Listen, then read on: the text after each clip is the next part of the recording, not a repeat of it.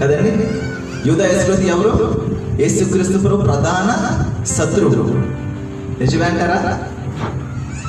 Joseph తప్పుగా బోధిస్తున్నాడు.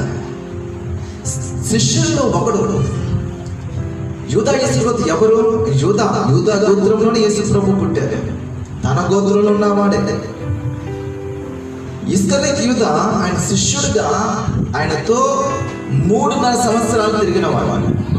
యేసు ప్రభుతో 3.5 సంవత్సరాలు 5 రొట్టెలు 2 చిన్న చేపలు అద్భుతం చేసినప్పుడు దేవుడు అక్కడ జరిగిన గొప్ప కార్యాన్ని అనేక మందికి చూశారు, శిష్యులు కూడా చూశారు.